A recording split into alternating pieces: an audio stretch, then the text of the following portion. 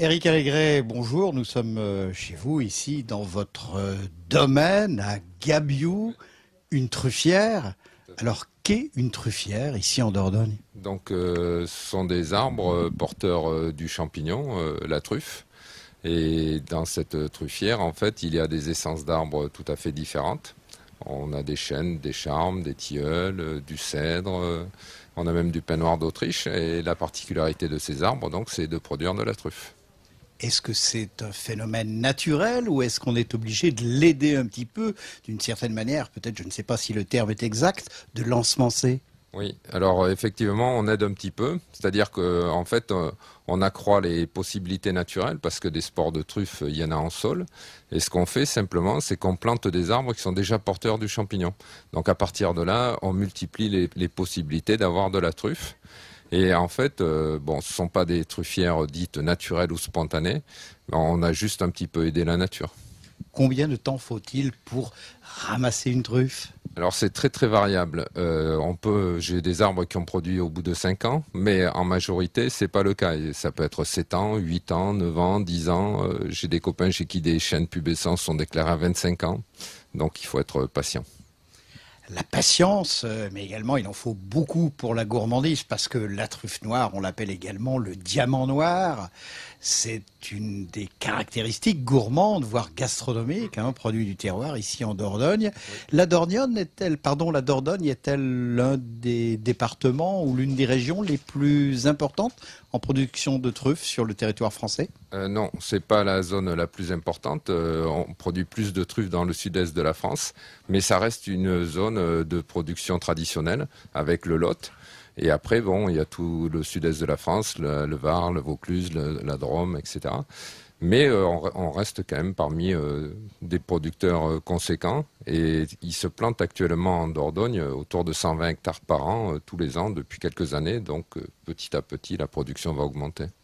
Sur une production nationale, je crois, d'une cinquantaine de tonnes en France. Oui, c'est ça. On est autour de 60 tonnes, mais ce sont des chiffres officiels, quoi. Il s'en produit toujours un peu plus. Alors, quelles sont, en matière de truffes, celles que l'on trouve en Dordogne? Alors, on trouve donc de la truffe du Périgord, la Melanosporum, mais on trouve aussi d'autres espèces de truffes. On va trouver Tuber brumal, notre truffe d'hiver. On trouve de la truffe d'été, Tuber estivum, qui est celle que vous avez là. Tuber estivum. C'est magique. C'est vraiment magique. C'est une truffe qui a été pendant très longtemps délaissée et petit à petit les cuisiniers reviennent vers elle et il y a des marchés qui sont des marchés contrôlés maintenant sur la truffe d'été parce qu'on s'est aperçu que finalement c'était une bonne truffe avec des qualités gastronomiques intéressantes. Alors, donc on a les arbres, on a les truffières. Si je ne m'abuse, celui qui va entre guillemets, à la chasse à la truffe. On l'appelle dans certaines régions le rabassier. Ici en Dordogne, vous avez peut-être un autre nom? Nous, on parle plutôt de caveur ou de chercheur de truffes tout simplement. Mais c'est vrai que le rabassier, on l'utilise moins. C'est plutôt une appellation qu'on utilise dans le sud-est de la France. Alors, vous y allez comment? Avec votre flair, celui de votre chien, ou peut-être encore, selon la méthode dite à la mouche? Alors, quand on n'a pas de chien, au départ, on commence tous à la mouche. Et puis petit à petit, une fois qu'on a le chien, on se passe de la mouche et on cherche qu'au chien. Mais bon, les deux sont intéressantes, mais à la mouche, il faut avoir du temps. Alors expliquez voir en quelques secondes la chasse de la truffe à la mouche. Alors pour la mouche, en fait, on prend une baguette et on la promène sur le brûlé, sur le pourtour du brûlé de l'arbre, pour voir s'il n'y a pas une mouche qui s'envole. Quand on voit la mouche, on met un petit repère. On va se promener un peu plus loin, on cherche ailleurs, et on revient après. Si la mouche est revenue, attirée par le parfum de la truffe, parce qu'elle pond ses œufs à l'aplomb des truffes mûres, parce que les larves de la truffe vont aller se nourrir de la truffe, en fait. Les larves de la mouche vont aller se nourrir de la truffe. Et donc, si jamais les mouches sont revenues au même endroit, ou s'il y en a plusieurs et qu'elles se battent, on est sûr qu'il y a une truffe parfaitement parfumée dessous. Alors, pendant que vous nous racontez la chasse à la truffe, à la mouche, l'odeur, les effluves de la truffe nous envahissent les narines. Alors, une fois que vous avez les truffes, je crois qu'il y a un certain nombre de marchés ici en Dordogne, une dizaine ou une douzaine, sur lesquels vous pouvez vendre vos diamants champignons. Oui, effectivement, il y a plusieurs marchés contrôlés, des marchés officiels contrôlés, dans lesquels on peut faire apporter nos truffes pour les vendre. Ou alors après, bon, moi j'en passe pas mal sur le restaurant et dans les week-ends à thème que je fais. Vous parlez de contrôle, Eric, quels sont les contrôles que peuvent subir ces champignons? Alors, la truffe, en fait, elle va être tâtée pour voir si elle est bien dure partout. Parce que si jamais il y a des vers à l'intérieur, ça va s'affaisser. Elle va être pourrie en quelque sorte. Alors elle peut être effectivement pourrie. Donc là aussi, elle peut être molle. Elle peut avoir eu un coup de gel. Là aussi, elle pourrait être molle. Ou alors, elle va s'affaisser parce qu'elle a des vers à l'intérieur. Donc on tâte énergiquement. Après, on caniffe. C'est-à-dire qu'on Canif prendre un petit coup de couteau. voilà, on prend un couteau, on enlève des petits morceaux de la truffe pour voir si elle est bien veinée comme il faut à l'intérieur et si elle est exempte de problèmes. Et donc à partir de là, après, elles sont classées en catégories. Quelles sont les catégories? Alors il y a de la truffe extra, première catégorie et seconde catégorie. Les catégories jouent principalement sur l'aspect visuel de la truffe plutôt que sur son aspect olfactif. Mais il faut se rendre compte que des fois, on a des truffes qui sont en extra parce qu'elles sont exemptes de tout corps, elles sont parfaites, mais des fois, elles n'ont pas nécessairement le parfum qui va avec. Et alors que des fois, on peut avoir des truffes beaucoup plus biscornues qui ont dû pousser les cailloux pour pouvoir grossir, mais qui peuvent être parfaitement parfumées, qui seront simplement en première catégorie. C'est indélicat de vous demander le cours du marché actuellement de la truffe? Alors, là actuellement, les marchés, ce ne sont que des marchés de truffes de tuber estivum. Hein. Au particulier, la truffe en tuber estivum, elle peut être vendue entre 80 et 200 euros le kilo. Selon la catégorie extra ou seconde catégorie. Alors, sur la truffe d'été, pour le moment, il n'y a pas de catégorie. Hein. C'est essentiellement pour la truffe d'hiver, hein, pour la truffe du Périgord. Sur la truffe d'été, en fait, il n'y a pas de catégorie.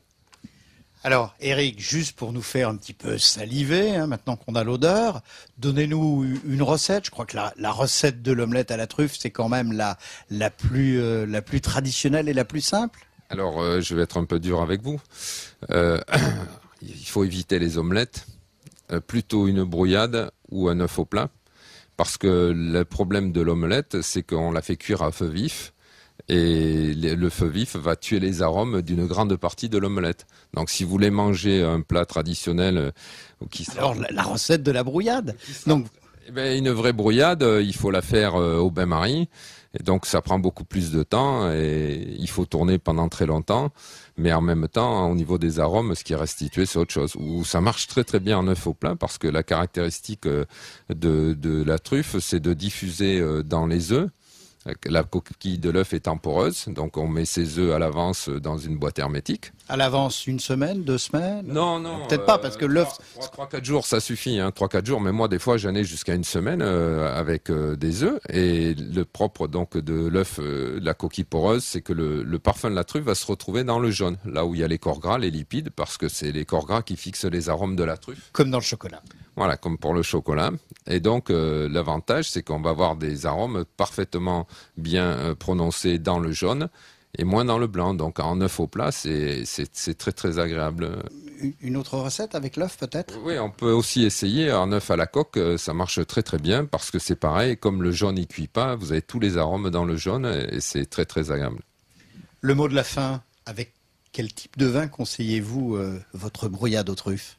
Alors, pour les brouillades, pour les œufs, préférez peut-être un blanc, un vin blanc plutôt qu'un vin rouge, et un Sauvignon ou un petit Bourgogne, ça marche très très bien dessus.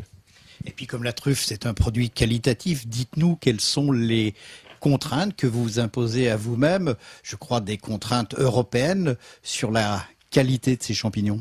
Ouais, de toute façon, il faut bien voir que si on veut que ça aille de mieux en mieux, il faut être sûr de la qualité du produit que l'on vend. Et donc, il faut faire les efforts nécessaires pour pouvoir donner aux gens un produit de qualité et vers lequel ils reviennent parce qu'ils sont satisfaits. Donc, il est plus facile d'avoir des clients satisfaits lorsqu'on fait des efforts qualitatifs parce que la vision à court terme, c'est une vision assez réductrice. Eh bien, merci. Nous étions, je vous le rappelle, à Gabiou, un petit village fort sympathique de Dordogne, avec Éric Allégret dans sa truffière, qui nous a expliqué un petit peu cette truffe, ce champignon, qui nous l'a décrypté avec bonheur et gourmandise. Bon appétit!